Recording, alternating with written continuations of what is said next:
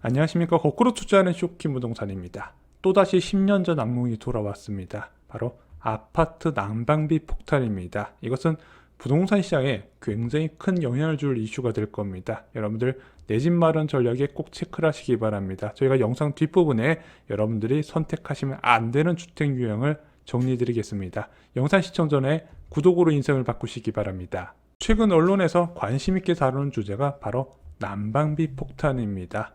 아마 뉴스를 안 보셨더라도 최근에 관리비 고지서 보신 분들 대부분 깜짝 놀라셨을 겁니다. 거의 2배 가까이 뛴 난방비 때문이죠. 자, 어떤 분들이 이렇게 표현을 하시더라고요. 고지서에 가스 요금 그래프만 수직 상승했더라. 이거 너무 많이 뛴 거 아니냐? 지금 맘카페 이것 때문에 난리 났습니다. 이렇게 난방비가 치솟은 건요, 바로 올해 3차례 올린 도시가스 요금 인상의 결과입니다. 5월달, 7월달, 10월달 올렸습니다. 그런데 난방을 사용 안 하는 시기에 올려서 그동안 우리가 체감을 못했다가 날씨가 추워지니까 본격적으로 난방을 쓰네 관리비 고지서 보고 깜짝 놀랐다는 거죠. 도시가스만요, 서울시 가구당 평균 요금이 38.4% 인상이 됐습니다. 도시가스뿐만 아니라 지역 난방 요금도 같은 수준으로 올라갔어요. 그런데 이 난방비 인상 유난히 더 큰 충격을 받는 아파트가 있습니다. 바로 중앙난방이 적용되는 노후 아파트죠. 폭탄 고지서가 나왔다고 합니다. 자, 좀 사례를 봤더니 30평대인데 난방비만 40만원, 50만원 나온 곳이 많대요. 자, 왜 그럴까요? 노후 아파트의 연솔실이 증가하기 때문입니다. 그래서 일정 온도를 맞추기 위해서 다른 아파트보다 더 많은 열을 사용할 수밖에 없던 거고, 그것이 난방비에 부과가 됐다는 거죠. 문제는 이것이 끝이 아니라는 겁니다.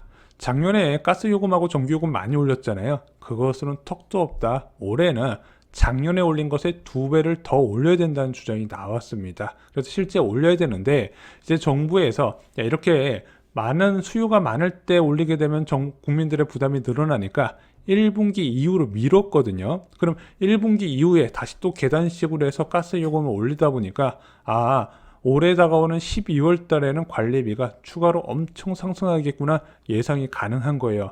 이것이 부동산 시장에 엄청난 영향을 주게 됩니다. 쇼킹 부동산에서 계속 경고했던 게 있습니다. 저희 역전 세대라는 서적에 보시면요, 대형 면적 조심하세요 라고 되어 있어요. 대형 면적 왜 조심하냐고 했냐, 에너지 가격이 급등을 하고 있는데 정부가 국민들의 요금 부담 인상을 감면시켜 주기 위해서 안 올리고 있더라. 근데 이게 한꺼번에 올리게 되면 그때부터 에너지 가격 요금 인상이 관리비 부담 증가로 나타나고, 그것이 대형 면적 선호도 감소와 연결된다 말씀을 드렸습니다.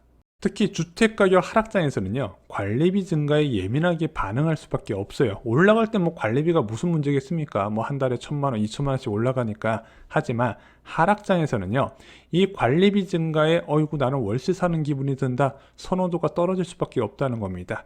매매 수요는 당연히 줄어들고요, 전세 수요는 더 많이 줄어들어요. 그래서 에너지 원자재 가격 급등은요, 대형 면적 주택의 2가지 악재로 작용됩니다. 첫 번째는 인플레이션에 따른 긴축, 이건 대형 면적만 적용되는 게 아니라 다 떨어지죠. 그리고 관리비 증가에 따른 수요 감소의 영향을 받게 된다는 거죠. 이것은 10년 전에도요, 동일하게 나왔던 상황입니다. 2012년 3월 기사 볼까요? 주거비 부담률 역대 최고, 전월세 난방비 상승타. 2013년 11월 기사도 볼게요. 연말까지 난방비 줄줄이 인상.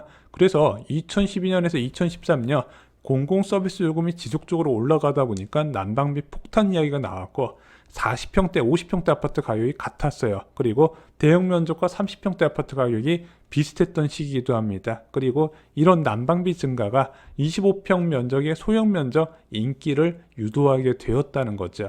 10년 전 대세 하락장에서 30%, 40% 할인 분양했던 아파트 기억나시나요? 이게 서울에서도 있었거든요. 고덕 아이파크 최대 8억까지 할인해 줬었습니다. 근데 그때 모든 아파트 다 40% 해준 게 아니라 면적에 따라서 다르게 적용됐어요. 25평에서 34평은요 15에서 28% 할인해 줬고요, 54평은 32% 할인, 그리고 65평은 41% 할인을 했습니다. 그리고 인근에 위치했던 하남시 두산 위브파크, 이거 주상복합이죠. 얘도 할인을 해줬었는데 53평과 59평을 35% 할인을 해줬습니다. 그리고 이 시기에 장기 미분양으로 남은 아파트들 대부분 대형 면적 아파트였어요. 일산 아이파크 60평대 41.6% 할인을 했고요. 청계천 두산 위브 더 제니스도 40평대 할인 분양을 했습니다. 그리고 용인시 수지구 성복동에 위치한 자이언 힐스테이트 50평대 60평대 할인 분양을 진행했었죠. 아마 이 중에서 일부는 여전히 매물이 남아있는 것으로 알려져 있습니다. 이런 식으로 관리비가 급등한 상황에서 50평, 60평 당연히 선택을 안 할 수밖에 없다는 거죠.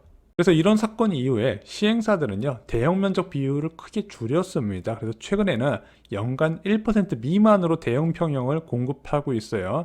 설령 대형 면적을 공급한다 하더라도요, 예전처럼 막 50평, 60평 이렇게 공급 안 하고요, 37평이나 40평을 메인으로 공급합니다. 37평에서 40평 서비스 면적 많이 제공하면은요, 진짜 면적 넓거든요. 그래서 요즘은 굳이 막 50평대, 60평대 찾는 사람은 많이 없어요. 그 이후 세일 혁명이 시작되면서요, 에너지 가격이 지속적으로 하락하게 됩니다. 자, 왜냐면은 2010년 초반대부터 미국 세일 오일 업계들이 세일 가스와 세일 오일은 펑펑펑펑 생산하기 시작합니다. 여기 보시면요, 생산량이 수직적으로 이렇게 늘어나는 거 보이시죠? 당연히 그러다 보니까 공급 과잉이 일어나면서 천연가스 요금하고 원유 가격이 급락하기 시작합니다. 천연가스는 반토막 났다 치더라도 원유 가격은요, 산유국 간의 치킨 게임에 들어가게 되면서 3분의 1 이하 수준으로 가격이 추락하게 돼버립니다. 자, 그러면은 가스 생산량도 늘어났고 원유 생산량도 늘어나서 에너지 가격이 하락했잖아요. 그러면은 전기 요금하고 가스 요금을 낮춰줬냐? 낮춰주지 않았어요. 정부가 한번 올린 요금을 잘 안 낮춰요. 자, 그런데 시간이 지남에 따라서 우리의 소득은 늘어나잖아요. 자, 그런데 공공 서비스 요금은 그대로이다 보니까 관리비도 그대로 유지가 됐어요. 그래서 관리비가 감당 가능한 수준이 됐다는 거죠. 10년 전에는 와 미친 수준의 관리비였는데 10년 동안 소득이 증가하면서 그냥 신경 안 쓰고 낼 수 있었다는 겁니다. 그리고 코로나19 과정에서 집에 있는 시간들이 사람들이 많아졌잖아요. 그러면서 점점 큰 집을 찾게 되는 겁니다. 왜냐면 애들도 학교 안 가고 집에 다 있다 보니까 막 작은 집에서는 치여요. 치이는 게 싫다 보니까 더 큰 면적 가고 싶다. 그래서 25평 있는 사람이 33평 가고 싶어 하고 33평 있는 사람이 40평 가고 싶어 하고 이런 식으로 이게 청약수에도 뚜렷하게 나타났고요. 대형 면적 청약 경쟁률이 중형 면적보다 더 높았어요. 왜냐면 그동안 공급이 감소했던 것도 있고요. 아까 말씀드린 이유로 관리비 부담이 줄어들다 보니까 대형 면적 선호도가 다시 살아나기 시작했다는 거죠. 최근에도 대형 면적 선택하시는 분들이 꽤 많이 계십니다. 구민평수라고는 하는데 구민평수도 작다고 생각하시는 분들이 많이 계시더라고요. 왜냐면 예전과 다르게 이제 없던 가전제품도 많이 생기고 또 가구도 많이 들이는 추세다 보니까 좀 대형 면적 선호도가 살아난 측면이 있습니다. 여러분들이 아시다시피 저희는 2023년부터 2024년 초 전월세 만기된 시점에서 무주택자의 내 집 마련을 권해드리고 있습니다. 그럼 저희 가족분들이 이제 내 집 마련을 나서셔야 되는데 이렇게 말씀드리고 싶어요. 앞으로 관리비가 높은 아파트는 외면을 받을 것이다. 그래서 앞으로 내 집 마련 하실 때 조심해야 될 아파트가 저희가 보이기 때문에 오늘 좀 그걸 정리드리고 내 집 마련 전략에 좀 참고를 하셨으면 좋겠습니다. 그럼 어떤 아파트가 앞으로 외면을 받을까요? 먼저 구축 아파트 말씀을 드립니다. 아까 관리비 폭탄 나오는 아파트라고 말씀드렸죠. 자, 이 구축 아파트 아마 이제 여러분들 내 집 마련 하시려는 분들 30대 40대 분들은 선택을 별로 안 하실 거라고 생각합니다. 하지만 이 구축 아파트를 선택하는 경우는 대부분 한 가지예요. 재건축 기대감을 갖고 접근을 하신다는 거죠. 물론 재건축 아파트 대상이 되는 아파트들은 주로 토지 면적이 넓기 때문에 장기적으로 보면 나쁘지는 않아요. 하지만 이런 구축 아파트가 가격이 상승하게 되려면요, 확실한 재건축 신호가 있어야 되거든요. 그래서 재건축을 기대한다면 저는 하다못해 추진위를 구성한 곳을 좀 찾으셨으면 좋겠습니다. 그냥 단순하게 낡았다고 구축 아파트는 선택하지 않으셨으면 좋겠어요. 자, 두 번째는요, 나홀로 아파트입니다. 이게 또 관리비 문제가 예민해질 때 이 나홀로 아파트는요, 수요가 굉장히 급감하게 됩니다. 에너지 요금 상승은요, 단순하게 본인이 사용한 요금만 올라가는 게 아니라 공동 관리비 요금도 같이 상승을 시키거든요. 나홀로 아파트가 그게 훨씬 더 크게 작용이 됩니다.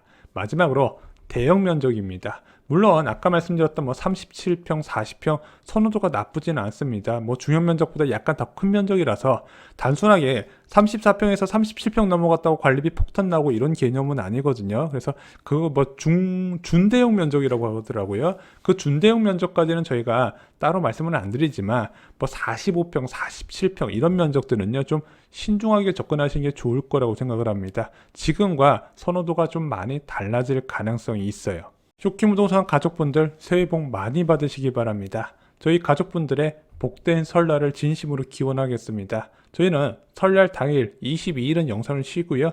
23일 영상부터 찾아뵙겠습니다. 새해에 여러분들의 내 집 마련을 응원하겠습니다. 감사합니다.